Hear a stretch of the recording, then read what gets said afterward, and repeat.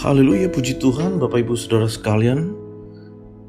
Kita bertemu kembali di dalam acara renungan dan doa pagi di hari yang baru. Sebelum kita mendengarkan firman Tuhan, mari terlebih dahulu kita naikkan doa kepada Tuhan. Kita tundukkan kepala. Bapa, di dalam nama Tuhan Yesus Kristus, kami mengucap syukur untuk hari yang baru yang sudah Tuhan jadikan bagi kami semua. Tiba saatnya Tuhan, kami ingin mendengarkan renungan firman Tuhan. Biar renungan ini menjadi kekuatan bagi tubuh kami, bagi jiwa kami dan roh kami dalam kami menjalani hidup kami di hari yang baru ini.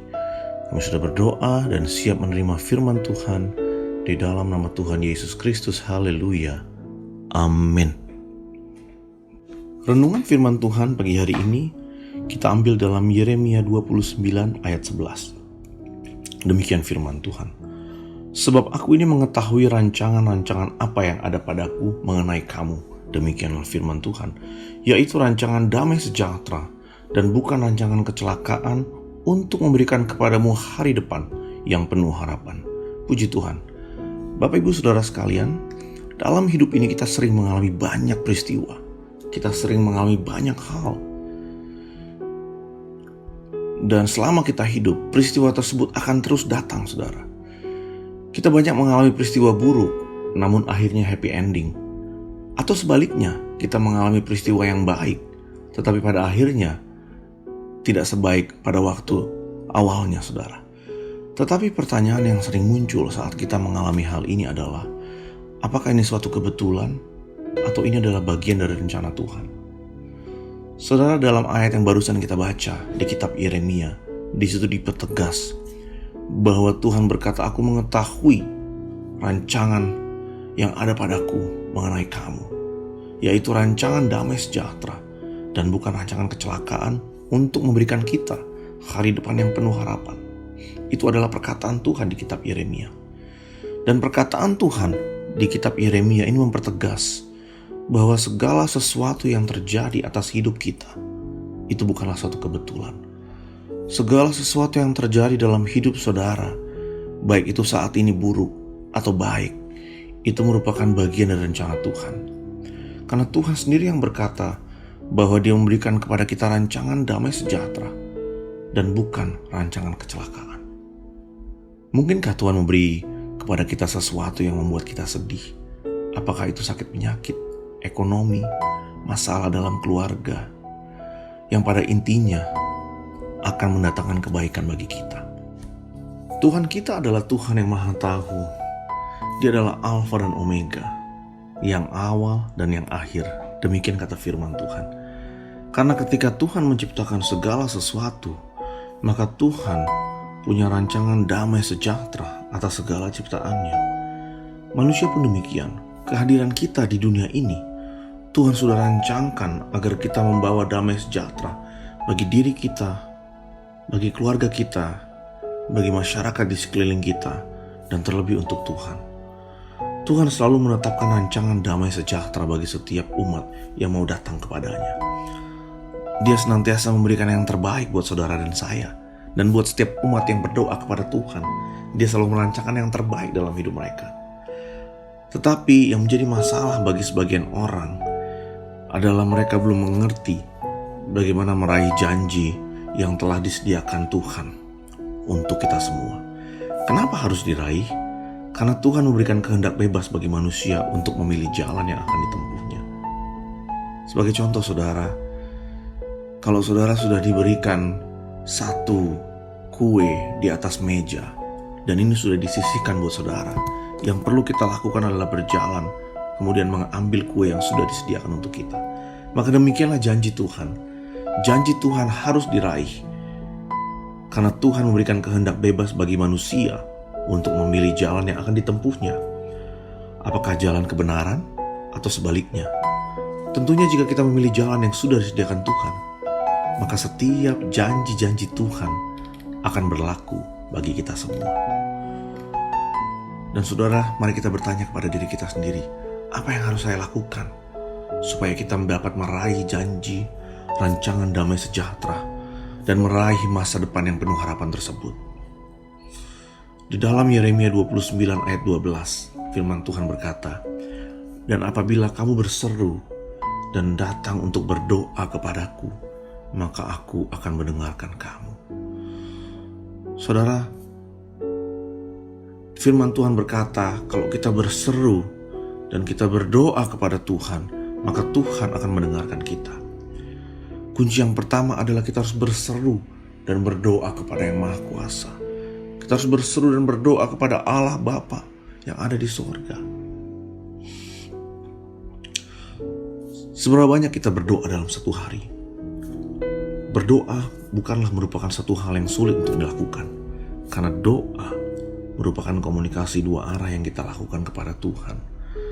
Oleh karena Dia adalah Bapa kita, maka sudah selayaknya kita berdoa sebagaimana kita berkomunikasi dengan orang tua jasmani kita.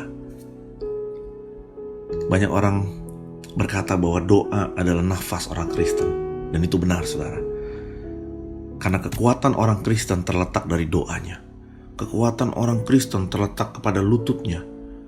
Lutut menggambarkan kerendahan hati pada waktu kita menghampiri tahta kasih karunia.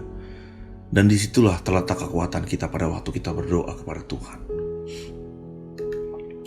Oleh karena itu, saudara yang terkasih, marilah kita dengan penuh keberanian berseru dan berdoa kepadanya, sehingga kita dapat melihat karya Tuhan dinyatakan dalam kehidupan kita. Kita dapat melihat rancangan damai sejahtera digenapi dalam hidup kita.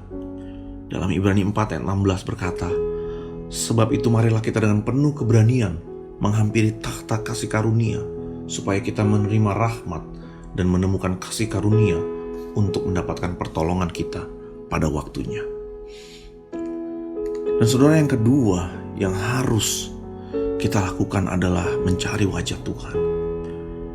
Kita kembali buka dalam Yeremia 29 ayat 13. A berkata bahwa apabila kamu mencari aku, kamu akan menemukan aku. Dia adalah Tuhan yang dekat. Dia bukan Tuhan yang jauh. Apabila kita sungguh-sungguh merendahkan hati dan mencari wajah Tuhan, maka Dia akan menghampiri kita. Kita akan menemukan wajah Tuhan, saudara.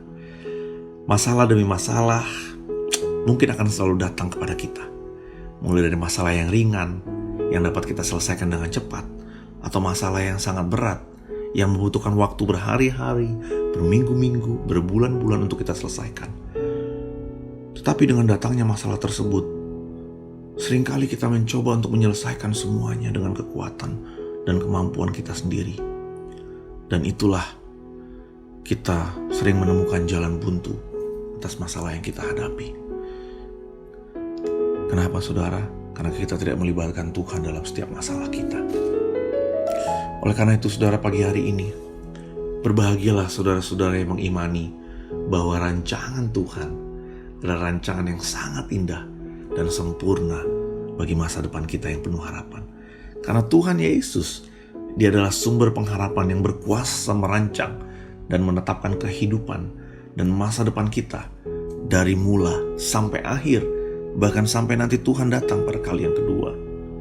Dan berbahagialah buat kita yang tetap percaya dengan iman yang teguh kepadanya, dengan beribadah, berdoa, bersyukur, memuliakan, menyembah Tuhan, dan terlebih melayani Tuhan dengan segenap hati.